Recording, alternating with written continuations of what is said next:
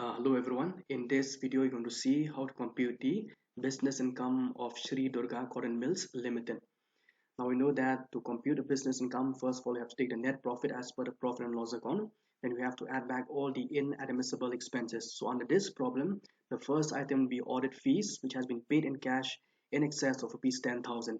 Then for legal expenses, there's an adjustment, and also for repairs to building and machinery, the welfare expenses, then the general expenses and interest paid. But with regards to underwriting commission for issue of shares, so according to section 35D of the Income Tax Act, only 1/5 is allowed every year as allowable expenses. So it means that from this underwriting commission for issue of shares, that is rupees 10,000, out of it only 1/5 will be an allowable expenses, the rest will be an inadmissible expenses. Now let's move on to the next part of the problem. Now we have the reserve for bad debts, then this will be an inadmissible expenses, then depreciation will be an inadmissible expenses, then the annual contribution to the debenture sinking fund, the provision for taxation, the contribution to staff welfare fund, the general reserve and the proposed dividend. All these will be the inadmissible expenses. Now if you look at the adjustment, now adjustment number 1 says that a sum of rupees 5,000 on account of liability foregone by creditor has been carried to a special reserve. So this will be an inadmissible expenses. Then adjustment number 2 says that the general charges include number 1 rupees 7,000, that is emergency insurance risk premium. This will be an allowable expenses. Then number 2 rupees 1,000 donation to Chief Minister relief flood relief fund. This will be an inadmissible expenses. Then number 3 says rupees 2,000, which has been the family planning expenditure amongst company's employee. This will be an allowable expenses. Then point number C says that welfare expenses include 1,500 being cost of Puka well bill for use by company workers. So this will be a capital expenditure, will be an inadmissible expenses. It means that out of the total welfare expenses, 1,500 has been used for the construction of a Puka well built for the use by company workers. So this is a capital expenditure. It will be an inadmissible expenses. And then point number D says that legal expenses include rupees 500 paid to a chartered accountant for conducting income tax appeal. So this will be an admissible expenses because it is related to the business. Then the second part says that rupees 2,000 in connection with prosecution of managing agent for smuggling goods from Pakistan has been paid to an advocate. So this is a criminal proceeding against the managing agent. It will be an inadmissible expenses. Then the third part says that the company made a profit of rupees 20,000 on these smuggled goods. So even though it is an illegal profit, but still it will be taxable under the head profit and gain of business. Then point number E says that repairs to building include rupees 10,000 being cost of additions to business premises. So it means that out of the total repairs expenses, 10,000 has been used. 10,000 is being the cost of additions to building premises. So this will be a capital expenditure and inadmissible expenses.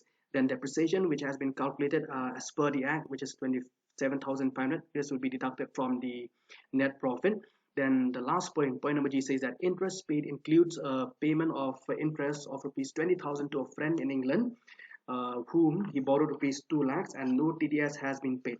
So any payment of interest outside India without making TDS is not allowed. So this will be an inadmissible expenses. So now let's look at the solution.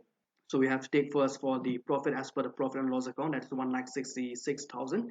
Then you have to add the inadmissible expenses. So here they have written inadmissible deductions. So first of all, the reserve for bad debts, then depreciation, the annual contribution to debenture sinking fund, then provision for taxation, the general reserve, the proposed dividend, then the staff welfare fund, then the liability foregone by creditors, that is adjustment number 1, then donation to flood relief fund, that is adjustment number 2. Then we have the expenses on the construction of Puka well, that is a capital expenditure. Then we have legal expenses being expenses incurred against the prosecution of managing agent, that is a criminal proceeding, so it is an inallowable expenses. Then cost of addition to building to business building, that is a capital expenditure. Then the underwriting commission, which says that only 1/5 will be an allowable expenses every year, then the remaining will be an inadmissible expenses. So out of 10,000, 8,000 will be an inadmissible expenses. Then audit fees, which has been paid in cash in excess of rupees 10,000. They will also have payment of interest outside India without making any TDS, which is an inadmissible expenses of rupees 20,000. So after you add it back, you'll get 15 lakhs 80,500. Then you less the allowable depreciation, that is the depreciation calculated under the act, it will be 27,500. So after you minus that, you'll get 15 lakhs 53,000. Then there's some business income here, that is the other business income, the income from smuggling business. As I've told you, whether it's legal or illegal, it doesn't matter, it's still taxable under this head. That's for rupees 20,000. So if you added that, the company business income will be 15 lakhs 73,000. So you can see from the note it says that point one, rent received from employees quarters is incidental to company business, and hence it is a business income. So it has not been deducted from the net profit. Then point number two, it says that emergency insurance risk premium is incidental to business, so it is an allowable expenses. Then expenditure on family planning is an allowable deduction in case of company SSC. So that's it. Then point number four says that commission on underwriting shares is preliminary expenditure, and under section 35D, 1/5 is allowed every year. Then point number five says that legal expenses on appeal against tax authority decision are allowed because it's related to the business. Then number six says contribution to staff welfare fund is disallowed. Then point number seven says that since the payment made in cash exceed rupees 10,000, hence 100% of such payment is disallowed. Then point number eight says payment of interest outside India without making TDS is not allowed.